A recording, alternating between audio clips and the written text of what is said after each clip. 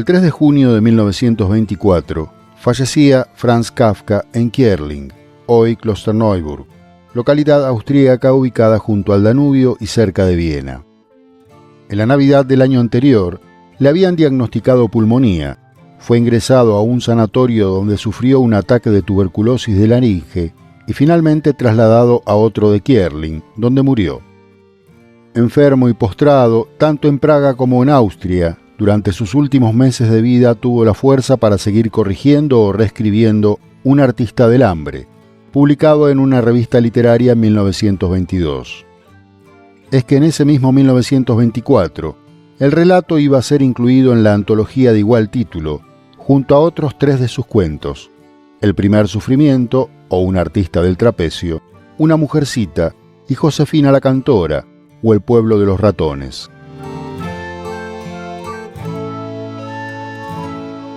Para entonces, había dado a conocer un puñado de relatos breves incluidos en revistas literarias en idioma alemán, como el primero que publicó, La condena, una historia para Feliz B, en la revista Arcadia de 1913. También, por cierto, uno de sus relatos más famosos, La transformación, historia de Gregorio Samsa en un volumen de 70 páginas impresas, la más larga que el escritor nacido en Praga el 3 de julio de 1883 terminó y publicó en vida.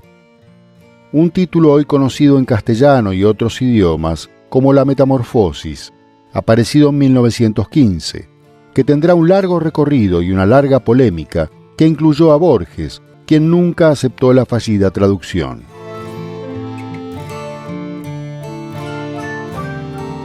Más allá de los equívocos sobre las primeras traducciones de Kafka atribuidas al escritor argentino, y sobre lo cual ya hicimos un informe, cuyo enlace te dejo en la descripción, el título del relato kafkiano más famoso sigue generando controversia. Yo conozco algo de alemán, sé que la obra se titula Die Verwandlung y no Die Metamorphose, y sé que hubiera debido traducirse como La transformación, dijo Borges. Y aclaraba a Fernando Sorrentino para el libro 7 conversaciones con Jorge Luis Borges, de 1974. Pero como el traductor francés prefirió La Metamorphose, aquí servilmente hicimos lo mismo. Hoy, muchos años después, se acepta la queja del argentino. Son varias las ediciones del libro que prefieren La transformación a la más popular, La Metamorfosis, persistiendo esta última en ciertos casos a fines meramente comerciales.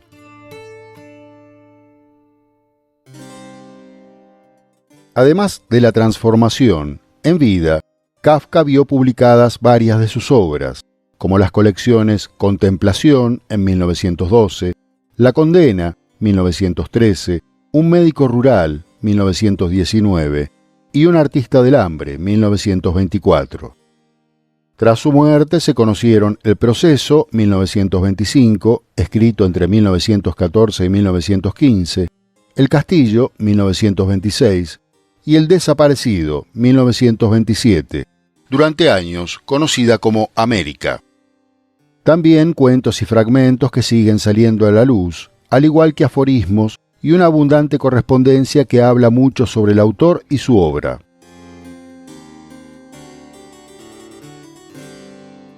Una obra que para Borges, su primer prologuista en castellano, representa a un creador de infinitos, de situaciones intolerables, de un mundo de incertidumbres. Kafka, por otra parte, hubiera deseado escribir una obra venturosa y serena, no la uniforme serie de pesadillas que su sinceridad le dictó, aseguraba el argentino. Cuando el misterio no se explica, el lector atribuye esto a una debilidad del autor, pero Kafka no explica ni necesita explicar. Su misterio es el misterio del mundo o de la vida.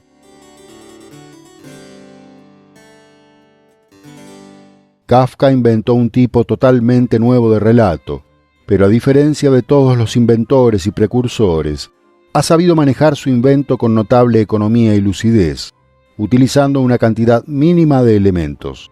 Esta sencillez de sus composiciones es uno de sus mayores méritos. A Kafka podemos leerlo y pensar que sus fábulas son tan antiguas como la historia, que esos sueños fueron soñados por hombres de otra época, sin necesidad de vincularlos a Alemania o a Arabia. Kafka ha sido uno de los grandes autores de toda la literatura. Para mí, es el primero de este siglo. Kafka, ese soñador que no quiso que sus sueños fueran conocidos, ahora es parte de ese sueño universal que es la memoria.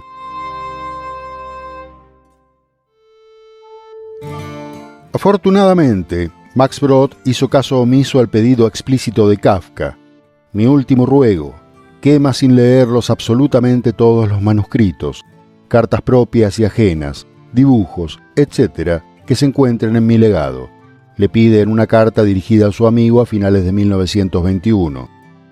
Y añade en otra de 1922 que son válidos únicamente los libros La condena, El fogonero, La transformación, En la colonia penitenciaria y Un médico rural, y el relato Un artista del hambre, que no obstante deberían perderse completamente y no tener reediciones. Gracias a la traición de Brod, en este año Kafka, al cumplirse el centenario del fallecimiento del gran escritor, podemos disfrutar del gran despliegue editorial, incluso en lengua castellana, que merece el checo.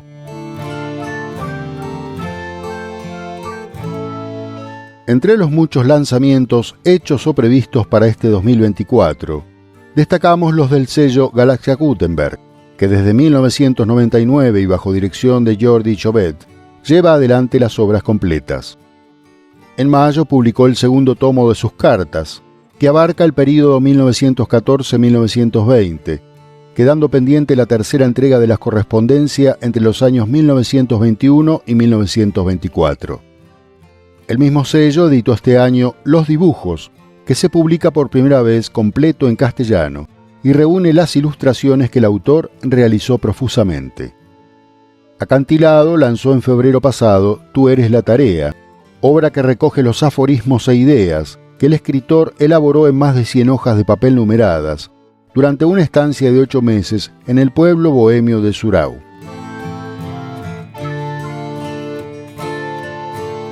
En abril, también Páginas de Espuma se sumó a la conmemoración al publicar los cuentos completos de Kafka, con una nueva traducción de Vida Alberto Gordo y prólogo de Andrés Neumann. Nórdica arrancó el año Kafka lanzando una edición conmemorativa del relato Un artista del hambre, traducido por Isabel Hernández e ilustrado por Federico Delicado.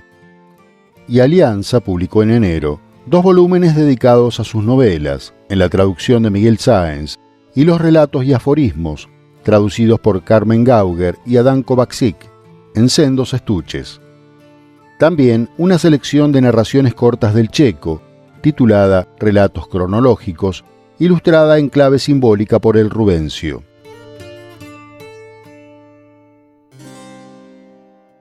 Para terminar, reproducimos en texto y audio un cuento breve de Kafka que, sin lugar a dudas, fue traducido por Borges.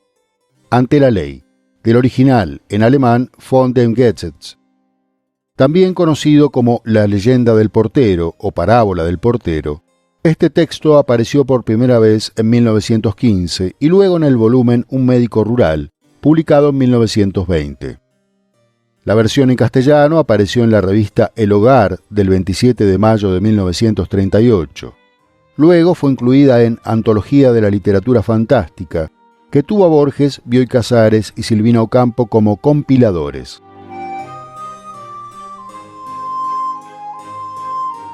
Que lo disfrutes.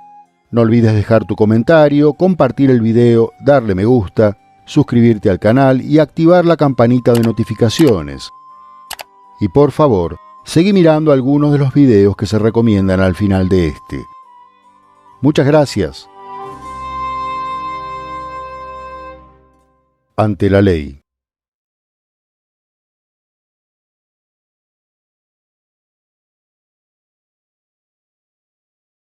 Hay un guardián ante la ley.